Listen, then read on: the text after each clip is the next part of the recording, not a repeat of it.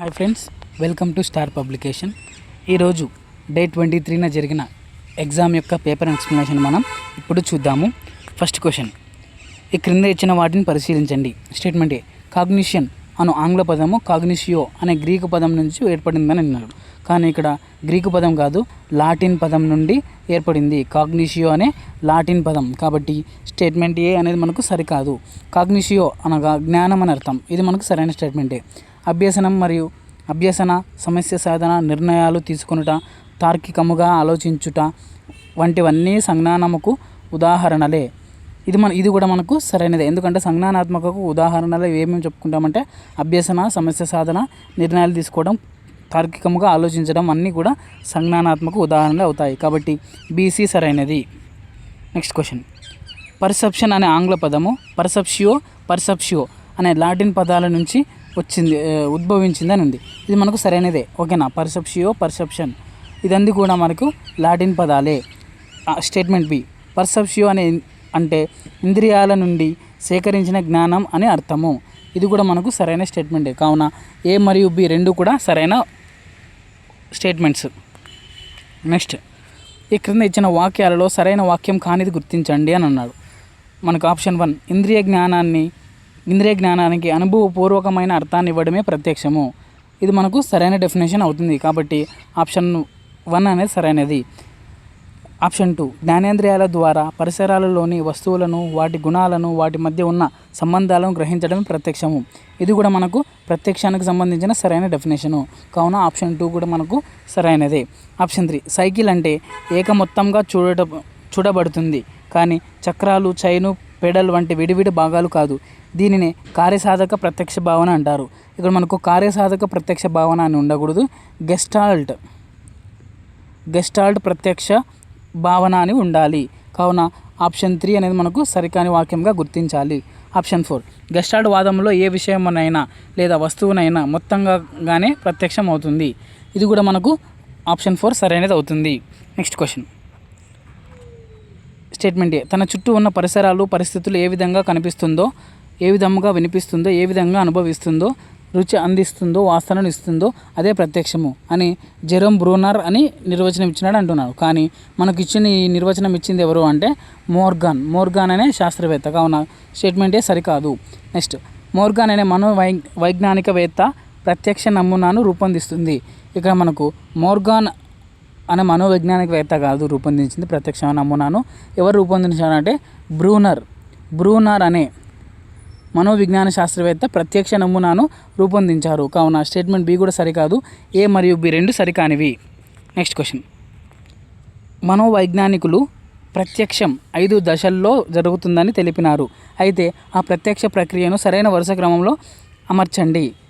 ఇక్కడ మనకు సరైన వరుస క్రమం ఏదవుతుంది అంటే ఫస్ట్ మనకు ఉద్దీపనలను స్వీకరించడమే ఫస్ట్ అవుతుంది. తర్వాత ఉద్దీపనలను ఎన్నుకోవడం అనేది సెకండ్ అవుతుంది. థర్డ్ది ఏమవుతుంది అంటే నిర్వహించడం అనేది మనకు థర్డ్ది అవుతుంది. ఫోర్త్ది ఏదవుతుంది అంటే వివరణ అనేది ఫోర్త్ది అవుతుంది. ఫిఫ్త్ది ప్రతిస్పందన అనేది అవుతుంది. కావున ఆప్షన్ 2 ADEBC అనేది మనకు సరైనది ఆన్సర్ అవుతుంది. నెక్స్ట్ క్వశ్చన్, ఈ క్రింద ఇచ్చిన ప్రత్యక్ష లక్షణాలలో సరికాని దానిని గుర్తించండి.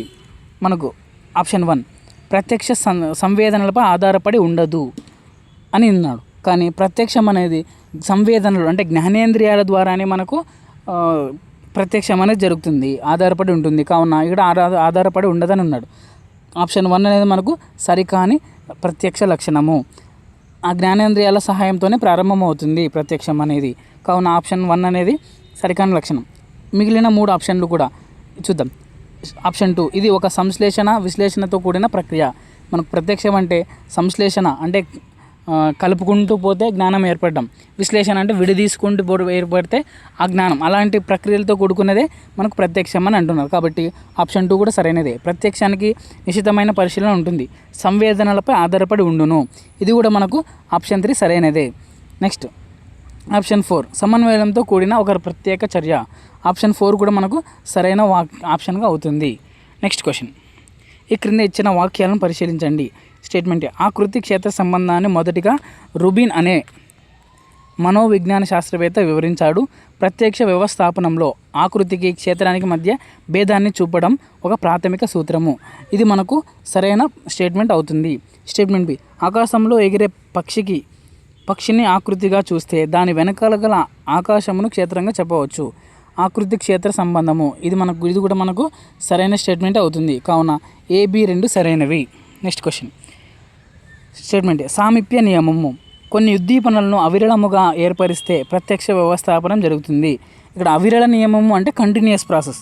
కంటిన్యూస్ ప్రాసెస్ అని మనం ఏ నియమం అంటారు అంటే అవిరళ నియమం అంటారు. అవిరళ నియమం అంటారు. కావున స్టేట్మెంట్ ఏ సరికాదు. స్టేట్మెంట్ బి, అవిరళ నియమము సాంతత్య నియమము అంటే ఏమంటున్నాడు, ఒక దానికి ఒకటి దగ్గరగా సామీప్యంగా ఉన్న అంశాలను ఒక సమూహంగా ఏర్పరచడాన్నే సామీప్య నియమం అంటారు. కావున స్టేట్మెంట్ బి కూడా సరికానిది. AB 2 సరికానివి. Next question. ఈ క్రింద ఇచ్చిన వాక్యాలను పరిశీలించండి. స్టేట్మెంట్ ఏ సారూప్య నియమము. ఒకదానికొకటి ఒకేలా ఉండే స్వరూపంగా ఉండే అంశాలు ఒక సమూహంగా ఏర్పడతాయి. అవి రంగు, ఆకారము, పరిమాణము వంటివి కావచ్చు. ఇది మనకు సరైన స్టేట్మెంట్ అవుతుంది. స్టేట్మెంట్ బి, పూరణ నియమం లేదా సంవృత నియమము. సంపూర్ణ ఆకృతులను అసంపూర్ణ ఆకృతులను అర్థవంతమైన ఆకారాలుగా పరికించి చూస్తాము అని ఈ నియమాన్ని వివరిస్తుంది. ఇది కూడా మనకు సరైన నియమమే అవుతుంది. కావున ఆప్షన్ 3 AB 2 సరైనవి. Next question. ఈ క్రింద ఇచ్చిన వాక్యాలను పరిశీలించండి. స్టేట్మెంట్ ఏ, 1935లో వెర్నర్ అనే శాస్త్రజ్ఞుడు కృతులు ఏ విధంగా ప్రత్యక్షం చేసుకోబడతాయి, ఆకృతి రూపం ప్రత్యక్షం నందు వంటి పాత్ర ఏమిటి అనే వాటిని ప్రదర్శించి చూపాడు. ఇది మనకు సరైన స్టేట్మెంటే అవుతుంది. 1935లో వెర్నర్ అని మనం బాగా గుర్తుపెట్టుకోవాలి. నెక్స్ట్ స్టేట్మెంట్ బి, ఆకాశంలో ఎగిరే పక్షిని ఆకృతిగా చూస్తే దాని వెనకాల ఆకాశమును క్షేత్రంగా చెప్పవచ్చు. ఇది ఇక్కడ అవిరళ నియమం ఉంది, కానీ మనకు ఆకృతి క్షేత్ర సంబంధ నియమం అనేది సరైన అవుతుంది. ఆకృతి క్షేత్ర సంబంధ నియమము. కాబట్టి స్టేట్మెంట్ బి సరికాదు. ఏ సరైనది, బి సరికానిది. Next question. ఇక్కడ మనకు choose the correct indirect speech అన్నాడు. డైరెక్ట్ స్పీచ్ ఏమి ఇచ్చినాడు, he said let us go. మనకు లెట్ వచ్చినప్పుడు మనము ఏది ఉపయోగించాలి అంటే షుడ్ అనేది ఉపయోగించాలి. కావున he proposed that they should go. Let వచ్చినప్పుడు దట్ అనేది మనకు ఉపయోగించాలి. ఓకేనా. మరి కావున షుడ్ అనేది ఉపయోగించినాము. Next question. She said I shall return. Shall అనేది మనకు ప్రెజెంట్ మోడల్ వర్బ్. మనం ఇండైరెక్ట్ స్పీచ్లో మార్చాలంటే పాస్ట్ మోడల్ వర్బ్ మార్చాలి. కాబట్టి షుడ్ అనేది మనకు సరైనది అవుతుంది. షీ సెడ్ దట్ అనేది మనం కంజంక్షన్ ఉపయోగిస్తాం కాబట్టి that. She said that she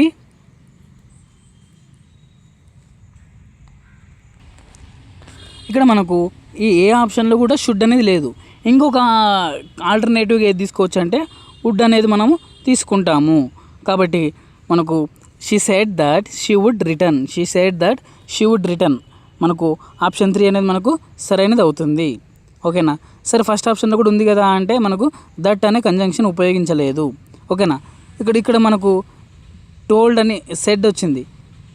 told that, said that అని రావాలి. కావున ఆప్షన్ 3 సరైనది. Next question. Choose the correct indirect speech. మరి కరెక్ట్ ఇండైరెక్ట్ స్పీచ్ ఏది అంటే మనకు ఇక్కడ హ్యావ్ బీన్ ఉంది. హ్యావ్ బీన్ వస్తే ఏం వాడాలి, హ్యాడ్ బీన్ రాయాలి. ఎందుకంటే ప్రజెంట్ హ్యావ్ బీన్ అనేది ప్రజెంట్ కంటిన్యూస్ అవుతుంది, ప్రజెంట్ పర్ఫెక్ట్ కంటిన్యూస్ అవుతుంది.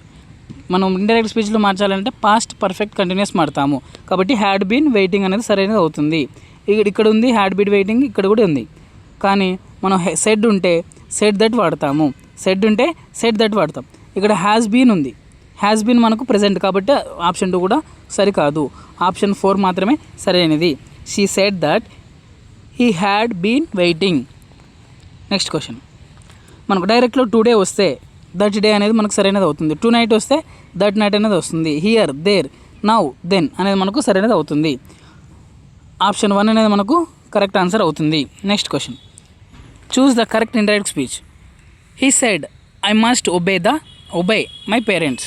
ఇక్కడ మస్ట్ అనేది వచ్చింది హెల్పింగ్ వర్బ్గా. అంటే ఇండైరెక్ట్ స్పీచ్లో ఏది వాడాలంటే హ్యాడ్ టు అనేది మనకు వాడాలి అనేది రూల్ ఉంది. కావున మనకు సెడ్ ఉంటే సెడ్ దట్ వాడాలి. He said that he had to obey his parents అనేది మనకు సరైనది అవుతుంది. కావున ఆప్షన్ 4 సరైనది. Next question, choose the correct indirect speech. Correct indirect speech ఏది అనేది మనకు ఫైండ్ అవుట్ చేయమంటున్నాడు. I had finished the work అని ఉంది. హ్యాడ్ ఉంటే మనకు ఏం వాడాలి అంటే, మనకు హ్యాడ్ ఉంటే డైరెక్ట్ స్పీచ్లో కూడా మనకు హ్యాడే ఉపయోగిస్తాము.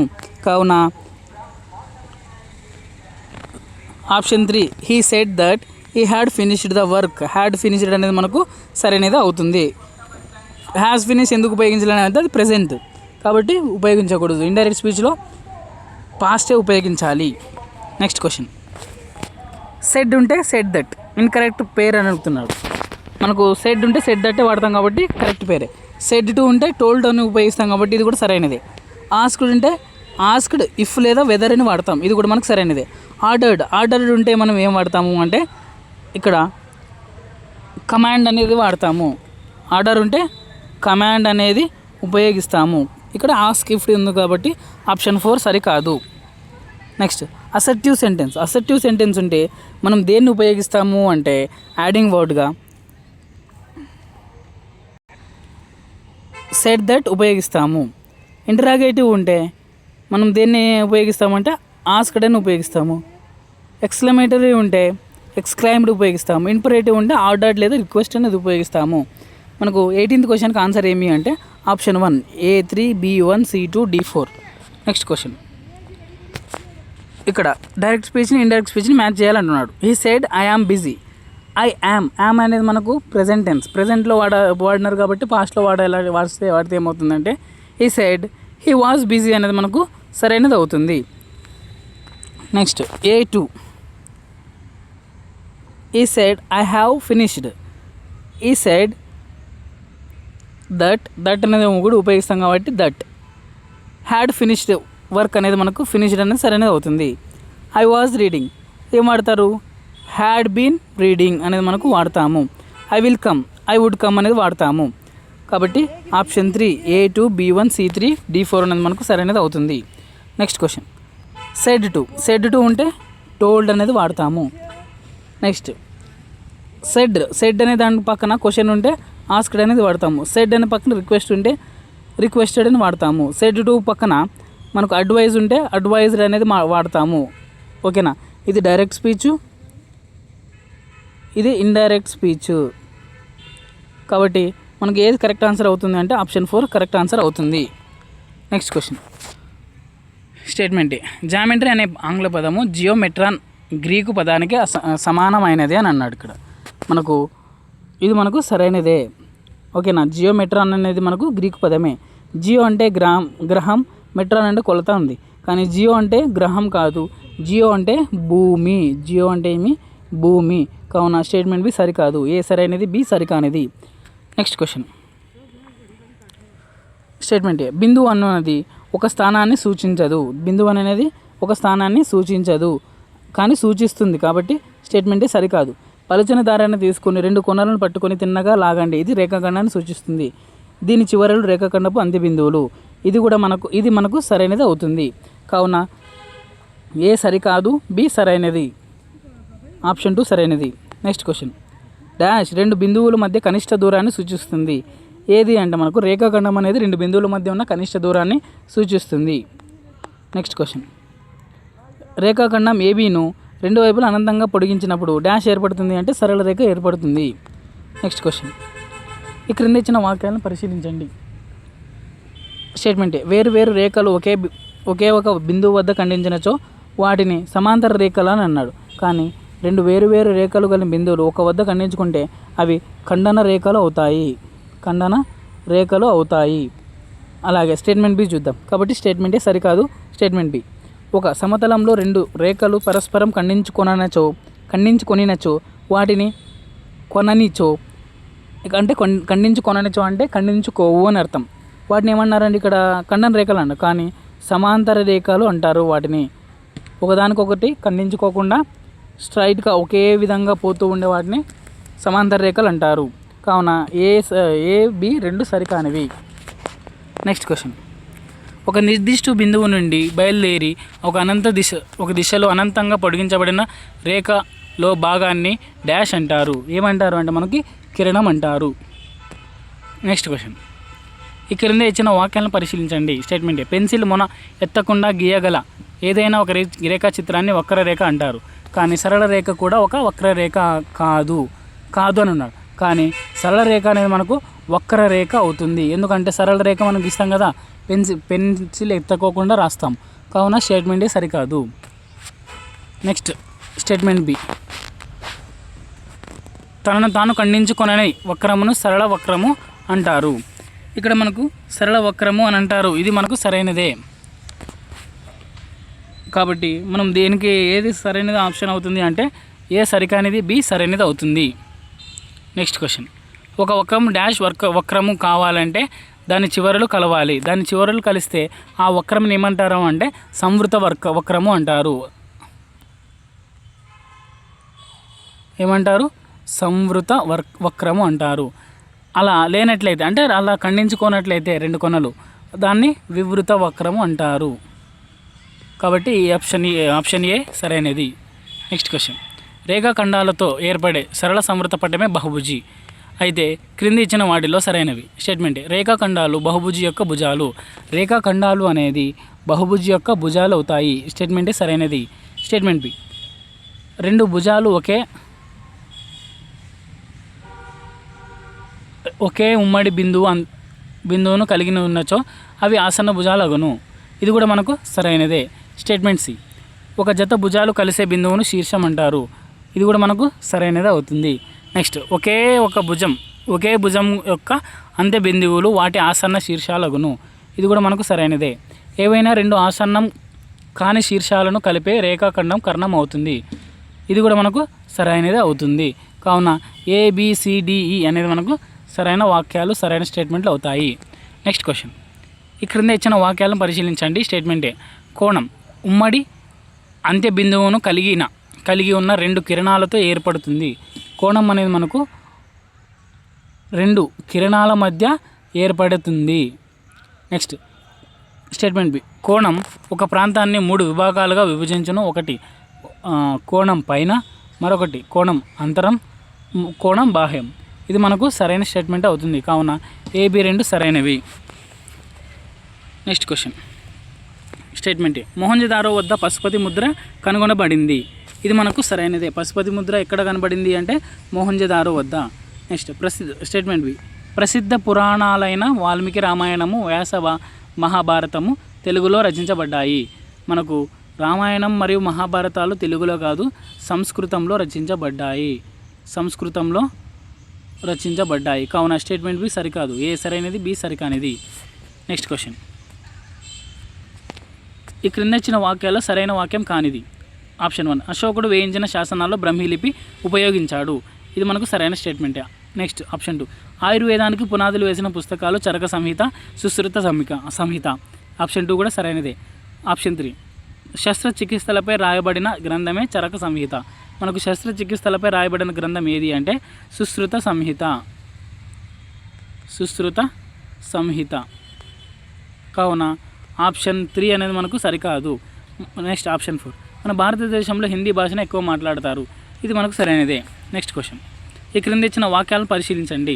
స్టేట్మెంట్ ఏ. భారత రాజ్యాంగం 22 భాషలను గుర్తించింది. ఇది మనకు సరైనదే. ఆప్షన్ 2. భారత రాజ్యాంగం గుర్తించిన భాషలు 8వ షెడ్యూల్లో ఉంది కానీ 12వ షెడ్యూల్లో లేదు. కావున ఆప్షన్ బి సరికాదు. ఇక్కడ 12వ షెడ్యూల్ అని ఇచ్చినారు. ఏ సరైనది, బి సరికాదు. Next question. ఈ క్రింద ఇచ్చిన వాక్యాలు సరైన వాక్యం కానిది అని గుర్తించండి అన్నాడు. ఇక్కడ మనకు ఏది సరైన వాక్యం కాదు అంటే ఆప్షన్ 1 చూద్దాం. తిరుపతి జిల్లాలో తిరుమల శ్రీ వెంకటేశ్వర స్వామి ఆలయం ఒకటి. ఇది శేషాచలం కొండల్లో ఉంది. తిరుపతి దేవాలయం ఎక్కడ ఉంది అంటే శేషాచలం కొండల్లో ఉంది. నెక్స్ట్ ఆప్షన్ 1 సరైనది. మనకు హిందువుల ప్రకారం విష్ణువు యొక్క అవతారమే శ్రీ వెంకటేశ్వర స్వామి. తిరుమలలోని శ్రీ ఉత్సవాలు ప్రసిద్ధి చెందింది. ఇది మనకు సరైన స్టేట్మెంట్ అవుతుంది. ఆప్షన్ 3. వెంకటేశ్వర స్వామి దేవునిగా శ్రీనివాస, గోవింద, బాలాజీ అని పిలుస్తారు. ఇది కూడా మనకు సరైనది. చతుర్విధ పురుషార్థాలను అభ్యసించడం బౌద్ధుల సాంప్రదాయం. మనకి చతుర్విధ పురుషార్థాలను అంటే ధర్మార్థ కామ మోక్షాలను అభ్యసించడమే చతుర్విధ పురుషార్థాలు అంటారు. వాటిని మనం అభ్యసించడం అనేది హిందువుల యొక్క సాంప్రదాయం. కావున ఆప్షన్ 4 మనకు సరికాదు. నెక్స్ట్ క్వశ్చన్, ఈ క్రింద ఇచ్చిన వాక్యాలను పరిశీలించండి. స్టేట్మెంట్ ఏ, గోమటేశ్వర ఆలయం తమిళనాడులో శ్రావణబెళగోళ వద్ద ఉంది. ఇది చరిత్ర జైన దేవాలయము. మనకు గోమటేశ్వర ఆలయం మనకు తమిళనాడులో కాదు, కర్ణాటక శ్రావణబెళగోళ వద్ద ఉంది. ఇది చరిత్ర జైన దేవాలయము. ఇది సరైనదే. గోమటేశ్వర ఆలయం ప్రపంచంలో అతిపెద్ద ఏకకళ శిలా విగ్రహాల్లో ఒకటి. దీని ఎత్తు 67 అడుగులు ఉంది. దీనిని బాహుబలి అంటారు. మనకు 57 అడుగులే ఉంది కానీ 67 అడుగులు లేదు. కావున ఆప్షన్ 2 స్టేట్మెంట్ బి అనేది సరికాదు. ఏ సరైనది, బి సరికానిది. నెక్స్ట్ క్వశ్చన్, జైన మత సిద్ధాంతాలైన పంచవ్రతాలలో సరికాని జతను గుర్తించండి. మనకి ఇక్కడ ఆస్తేయం అనేది దొంగతనం చేయడం అని ఉంది, కానీ దొంగతనం చేయకపోవడం అనేది మనకు సరైనది అవుతుంది. చేయకపోవడం. అహింస అంటే హింస చేయరాదు. సత్య అంటే సత్యాన్ని అనుసరించాలి. అపరిగ్రహం అంటే ఆస్తిని కలిగి ఉండకూడదు అన్నదికి సరైన జతలే. నెక్స్ట్ క్వశ్చన్, పంచవ్రతాలు పాటించడానికి మహావీరులు 3 మార్గాలు సూచించారు. వాటిని త్రిరత్నాలు అంటారు. అందులో ఉన్నవి ఏవి? సమ్యక్ దర్శనము, సమ్యక్ జ్ఞానము, సమ్యక్ చరిత్ర. స్టేట్మెంట్ ఏ, సమ్యక్ దర్శనం అంటే సరైన విశ్వాసం, సమ్యక్ జ్ఞానం అంటే సరైన జ్ఞానం, సమ్యక్ చరిత్ర అంటే సరైన చరిత్ర. మనకు ఈ 3 కూడా సరైన జతలే. కావున ఏబిసి అన్నీ సరైనవి. నెక్స్ట్ స్టేట్మెంట్ ఆప్షన్ 1 ఏమన్నాడు ఇక్కడ? సరైన వాక్యం కాని దాన్ని గుర్తించండి అని అన్నాడు. కావున ఆప్షన్ 1 బౌద్ధ మత స్థాపకుడు గౌతమ బుద్ధుడు. అతను లుంబిని వనం, నేపాల్లో జన్మించాడు. ఆప్షన్ 1 సరైనదే. బుద్ధుడు మొదట పేరు సిద్ధార్థుడు. జ్ఞానోదయమైన తర్వాత బుద్ధుడు అయ్యాడు. ఇది మనకు సరైన స్టేట్మెంట్ ఆప్షనే అవుతుంది. ఆప్షన్ 3 సిద్ధార్థుడు కపిలావస్తు పాలకుడైన శుద్ధోధనుడు మరియు అతని రాణి మాయాదేవికి జన్మించాడు. ఇది కూడా మనకు సరైన స్టేట్మెంట్ ఆప్షన్ అవుతుంది. నెక్స్ట్ సిద్ధార్థుడికి యశోదతో వివాహం జరిగింది. ఆ దంపతులకు రామకృష్ణ అనే కుమారుడు జన్మించాడు. మనకు సిద్ధార్థుడు అంటే గౌతమ బుద్ధుడి యొక్క కుమారుడు పేరు ఏం పేరు అంటే రాహుల్. రామకృష్ణ కాదు, రాహుల్ అనేది మనకు సరైనది అవుతుంది. కాబట్టి ఆప్షన్ 4 సరికాదు. నెక్స్ట్ క్వశ్చన్, ఈ క్రింద ఇచ్చిన వాక్యాలను పరిశీలించండి. స్టేట్మెంట్, త్రిపీఠకాలు బౌద్ధ మత పవిత్ర గ్రంథాలు. గౌతమ బుద్ధుని బోధనలను ఆర్య సత్యాలు అంటారు. ఇది మనకు సరైన స్టేట్మెంటే అవుతుంది. నెక్స్ట్ క్వశ్చన్, షాన్సీ వద్ద ఉన్న స్తూపం గొప్ప బౌద్ధ స్మారక కట్టడాల్లో ఒకటి. సాంచీ స్తూపము క్రీస్తుపూర్వం 7వ శతాబ్దంలో అశోకుడు నిర్మించాడు. మనకు 7వ శతాబ్దంలో కాదు నిర్మించింది అశోకుడు, 3వ శతాబ్దంలో అశోకుడు చక్రవర్తి నిర్మించాడు. కావున స్టేట్మెంట్ బి సరికాదు. ఏ సరైనది, బి సరికానిది మనకు ఆన్సర్ అవుతుంది. నెక్స్ట్ క్వశ్చన్, ఈ క్రింద ఇచ్చిన జతలలో సరికాని జతను గుర్తించండి. మనకి ఏది సరికాని జతగా గుర్తించాలి అంటే ఆప్షన్ 1 సమ్యక్ దృష్టి, సరైన దృష్టి కలిగి ఉండడం. ఇక్కడ మనకు దృష్టి అంటే సమ్యక్ దృష్టి అంటే మంచి దృష్టిని కలిగి ఉండడం కాదు, సత్యాన్ని తెలుసుకోవడము. సమ్యక్ దృష్టి అంటే సత్యాన్ని తెలుసుకోవడము. కావున ఆప్షన్ 1 మనకు సరికాని జతగా గుర్తించాలి. నెక్స్ట్ క్వశ్చన్, స్టేట్మెంట్, తోలుబొమ్మలాట ఒక జానపద కళ అనే పాఠానికి కేవి రామకృష్ణ రచించిన తోలుబొమ్మలాట వ్యాసం ఆధారం. ఇది మనకు సరైన స్టేట్మెంటే అవుతుంది. 90 ఆమడాలైనా వెళ్ళి తోలుబొమ్మలాట చూడాలి అనేది ఒక ప్రాచీన నానుడి. ఇది కూడా మనకు సరైన స్టేట్మెంటే అవుతుంది. కావున ఏ, బి 2 సరైనవి. నెక్స్ట్ క్వశ్చన్, ఈ క్రింద ఇచ్చిన వాక్యాలలో సరైన వాక్యం కానిది గుర్తించండి. ఇక్కడ మనకు అన్నీ కూడా సరైనవి అని అనుకోకూడదు, పైవన్నీ ఇచ్చినారు కాబట్టి ఆ ఫస్ట్ ఆప్షన్ నుంచి చదువుకుంటూ పోవాలి. తోలుబొమ్మలాట క్రీస్తుపూర్వం 3వ శతాబ్దం నాటికే తెలుగు ప్రాంతాల్లో ప్రచారం ఉన్నట్లు తెలుస్తుంది. ఇది మనకు సరైన ఆప్షనే. ఆప్షన్ 2 మన ఆంధ్రాలో తూర్పుగోదావరి, వైఎస్ఆర్ కడప, అనంతపురం, శ్రీకాకుళం, విశాఖపట్నం జిల్లాల్లో తోలుబొమ్మలాట కళాకారులు ఉన్నారు. ఇది కూడా మనకు సరైన స్టేట్మెంటే, ఆప్షనే. నెక్స్ట్, తమిళనాడు నుండి వలస వచ్చిన ఆర్య కులస్తుల నుండి ఈ తోలుబొమ్మలాట ఇతర కులస్తులకు నేర్చుకున్నారు. ఇక్కడ మనకు తమిళనాడు నుంచి వచ్చిన కాదు, మహారాష్ట్ర నుంచి వచ్చిన ఆర్య కులస్తులు. కావున ఆప్షన్ 3 అనేది మనకు సరికాని జత. నెక్స్ట్ క్వశ్చన్, ఈ క్రింద ఇచ్చిన వాక్యాలను పరిశీలించండి. స్టేట్మెంట్, తోలుబొమ్మల తయారీలో జంతు చర్మాలను ఉపయోగిస్తారు. ఇవి అన్ని కాలాలకు అనుగుణంగా ఉంటాయి. తోలుబొమ్మలు 1 అడుగు నుండి 4 అడుగుల ఎత్తు వరకు తయారు చేస్తారు. స్టేట్మెంట్ ఏ సరైనదే. స్టేట్మెంట్ బి ప్రకృతి పరంగా దొరికే మోదుగ పువ్వ, బంక, దీపం మసి వంటి సహజ సిద్ధమైన రంగుల తోలుబొమ్మలకు వాడటం వల్ల ఎటువంటి హాని జరగకుండా ఉంటుంది. ఇది కూడా మనకు సరైనదే అవుతుంది. కావున AB 2 సరైనవి. నెక్స్ట్ క్వశ్చన్, ఈ క్రింద ఇచ్చిన వాటిలో సరికాని జత ఏదంటే ముఖతః పారాయణము. ముఖతః పారాయణం అంటే ఒకరు చెప్తే విని నేర్చుకోవడము. ఒకరు చెప్తుంటే విని నేర్చుకోవడాన్ని ముఖతః పారాయణం అంటారు. కావున ఆప్షన్ 1 సరికాదు. మిగిలినవన్నీ కూడా సరైనవి అవుతాయి. నెక్స్ట్ క్వశ్చన్, ఈ తోలుబొమ్మ ఆటలో ప్రదర్శనలు నాటరాగంతో ప్రారంభించి సురభి రాగంతో ముగిస్తారు. సరైనదే. నెక్స్ట్ క్వశ్చన్, స్టేట్మెంట్ తప్పెటగుళ్ళు జానపద కళారూపాలలో ఒకటైన తప్పెటగుళ్ళు ప్రత్యేకించి ఉత్తరాంధ్రలో ఎక్కువగా కనిపిస్తుంది. ఇది మనకు సరైనదే. స్టేట్మెంట్ బి తప్పెట వాయిద్యాన్ని గుండె మీద పెట్టుకొని వాయించడం కారణంగా తప్పెటగుళ్ళు అని పేరు వచ్చినట్లు తెలుస్తుంది. ఇది కూడా మనకు సరైన వాక్యమే అవుతుంది. స్టేట్మెంట్ సి కురబలు ఈ తప్పెటగుళ్ళను ప్రదర్శించేవారు. కురుబలు కాదు,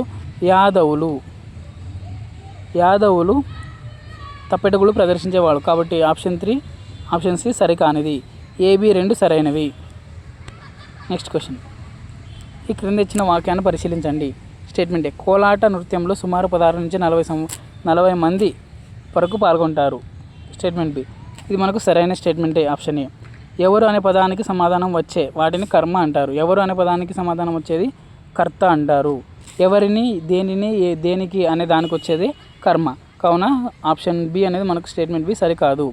అప్పుడు ఏ సరైనది, బి సరికానిది మనకు ఆన్సర్ అవుతుంది.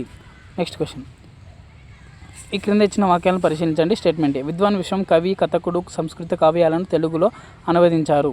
స్టేట్మెంటే సరైనది. స్టేట్మెంట్ బి పెన్నేటి పాట, విలాసిని, రాతలు గీతలు మొదలైనవి విద్వాన్ విశ్వం రచనలలో కొన్ని. రాయలసీమ సౌందర్యాన్ని, విషాదాన్ని సమానంగా చిత్రించిన పెన్నేటి పాట నుండి పెన్నేటి పాట అనే ఖండికను తీసుకున్నారు. ఇది కూడా మనకు సరైన స్టేట్మెంటే అవుతుంది. అప్పుడు AB 2 సరైనవి అవుతాయి. నెక్స్ట్ క్వశ్చన్, ఈ క్రింద ఇచ్చిన వాటిని వాక్యాలను పరిశీలించండి. స్టేట్మెంట్ పెన్నేటి పాట అనే పాఠం యొక్క ఇతివృత్తము పర్యావరణము. పెన్నేటి పాట యొక్క ఇతివృత్తం ఏది? పర్యావరణము. కాబట్టి స్టేట్మెంటే సరైనది. స్టేట్మెంట్ పెన్నేటి పాట అనే పాఠం యొక్క ప్రక్రియ వ్యాస ప్రక్రియ. కాబట్టి మనకు పెన్నేటి పాట వ్యాస ప్రక్రియ కాదు, పాట ప్రక్రియ అనేది మనకు పెన్నేటి పాట యొక్క ప్రక్రియ. కావున స్టేట్మెంట్ బి సరికాదు. ఏ సరైనది, బి సరికానిది. నెక్స్ట్ క్వశ్చన్, స్టేట్మెంట్ ఈ శ్రీపాద సుబ్రహ్మణ్య శాస్త్రి గారు తేట తెలుగు నుడికారానికి అచ్చమైన మానవ సంబంధాల చిత్రణకు కొండ గుర్తు లాంటివారు. శ్రీపాద సుబ్రహ్మణ్య శాస్త్రి కథకులు, నవలాకారులు, నాటకకర్త, ఎన్నో చిన్న కథల సంపుటి రచించారు.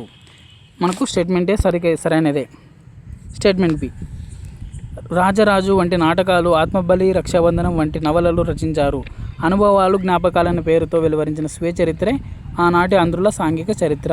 కావున స్టేట్మెంట్ బి కూడా సరైనదే. AB 2 సరైనవి. నెక్స్ట్ క్వశ్చన్, ఈ క్రింద ఇచ్చిన పద్యాన్ని సరైన వరుస క్రమంలో అమర్చండి. ఫస్ట్ మనకి ఏది వస్తుంది అంటే సాధువులకు జంతువులకు. తర్వాత ఏమొస్తుంది అంటే బాధలు గావించు కలుల బంజింపరా. తర్వాత ఏమొస్తుంది అంటే రాజదము నాయిస్వర్గ. తర్వాత ఫోర్త్గా శ్రీధనములు వీగిపోవు సిద్ధము తల్లి అనేది మనకు సరైన వరుస క్రమం అవుతుంది. ఆప్షన్ 2 BACD అనేది మనకు సరైన వాక్యం అవుతుంది, సరైన పద్య క్రమం అవుతుంది. ఇది మనకు ఈరోజు సంబంధించిన పేపర్ ఎక్స్ప్లెనేషను. ఇలాంటి మరిన్ని వీడియోస్ కోసము స్టార్ పబ్లికేషన్ అనే యూట్యూబ్ ఛానల్ని సబ్స్క్రైబ్ చేసుకోండి.